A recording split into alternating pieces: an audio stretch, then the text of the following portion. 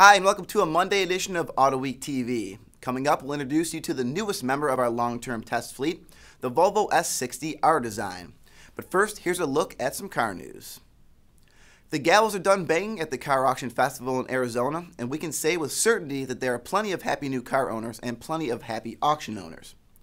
The 6 auctions in Scottsdale area racked up a total of $182 million in sales as 2,143 vehicles changed hands. The week's top seller was a 1955 Mercedes-Benz 300 SL Gullwing, which brought $4.62 million at the Gooding & Company sale.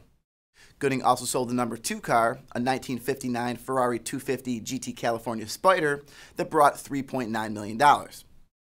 And number 3 was a 1948 Tucker Torpedo, the top car at the Barrett-Jackson auction, which sold for $2.9 million. Also, the first 2013 Chevy Corvette 427 convertible brought $600,000, with the money going to the AARP'S Drive to End Hunger program. You can find plenty of details from the Arizona auctions at Autoweek.com. Hey, before we move on to other subjects, we just have to show you this video treat. Our Roger Hart was in Arizona at the auctions and bumped into Bobby Cleveland, who happens to hold the Bonneville Salt Flat speed record for riding a lawnmower. Cleveland's mower cranks out about 40 horsepower, which got him up to 96.5 miles per hour. Here's what the mower sounds like. That's what I want my neighbors to hear when I'm cutting the grass. GM plans to give the redesigned 2014 GMC Sierra pickup more standard equipment and a higher sticker price to help it stand apart from the Chevrolet Silverado. A similar strategy has been successful for GM in putting some distance between vehicles such as the Chevy Equinox and GMC Terrain. GM's redesigned pickups are set to go on sale in the first half of 2013.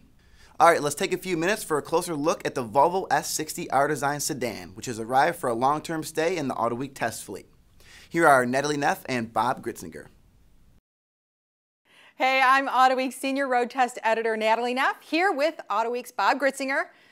And we want to introduce you to our latest long-term addition to the fleet, the 2012 Volvo S60 R Design. Don't you feel safe already? Just in the shadow. Just being around a Volvo. And in this case, it's an R. All right, so what's an R? Yeah, exactly what makes an R design? There are things like the blacked out front fascia. I love the wheels on this car. That's part of the R design. Tremendous. They look like they're moving to me when the car is sitting still. We got a rear diffuser, and I too am a huge fan of these wheels, but that kind of makes up the design half of the R design equation, but also this car comes with a lot more performance than your standard Volvo S60. Stiffer suspension, and under hood we have a 3-liter turbocharged inline 6-cylinder turning out about 325 horsepower. 325 horsepower, so there's a lot of go under there. It's also all-wheel drive vehicle. In looking on paper, this car actually lines up really well with the BMW 335i xDrive, which just about everybody already knows is sort of, you know, your performance vehicle. Gold standard. Exactly, in the class. The benchmark for kind of the compact sports sedan segment. And this lines up well. I think the 325 horse, the all-wheel drive, a bit of a front bias, but to me, it really lays down the power well. I think it lines up remarkably well against the BMW. We're talking about just about the same sticker price. The BMW starts at about $44,000.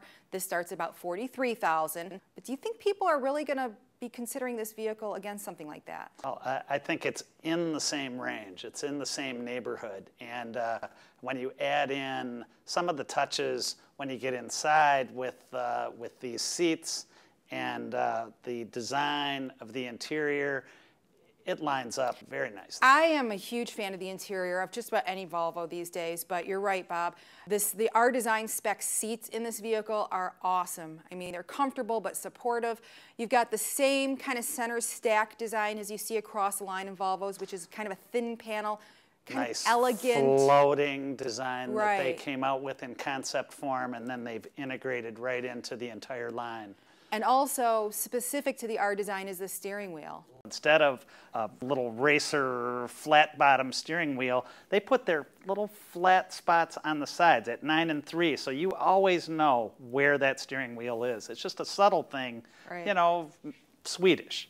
As much as it lines up against the 335i xDrive, there are a couple things where the Volvo falls short in terms of being a fully fleshed sport sedan. Yeah. And that has to do with the 6-speed automatic in this car, which I believe Volvo calls Geartronic. It doesn't have paddle shifters or buttons or anything else. You can't get a stick. You can't get a stick in this car. Yep. You can get manual controls with the shifter, you know, in the standard push-up, pull-back, shift control. But, you know, that's one place where we probably would like to have a little bit more access to the transmission. I think we know a BMW is more of a rear-biased to all-wheel drive vehicle, where a Volvo is going to start as a front driver and add all-wheel drive. Right. So there's a difference there, and we'll see how that shakes out over our year with this vehicle. Absolutely. We've got a full year ahead of us, starting with a beautiful Detroit winter coming up here. Woohoo. And we'll make sure that we keep you up to speed on all of our adventures with the 2012 Volvo S60 R Design. Again, I'm Natalie Neff. I'm Bob Gritzinger. And we'll see you around. Well, I can tell you that the Volvo has already become one of the most requested cars from the fleet, which means it will be a while before I get a turn. That's it for today's show, but we'll be back here tomorrow with another dose of high-octane car news. We'll see you then, and until then, enjoy the drive. Thanks for watching today's edition of Autoweek TV. Be sure to catch all the latest car enthusiast news on Autoweek.com, in Autoweek magazine, and in Autoweek's iPad edition.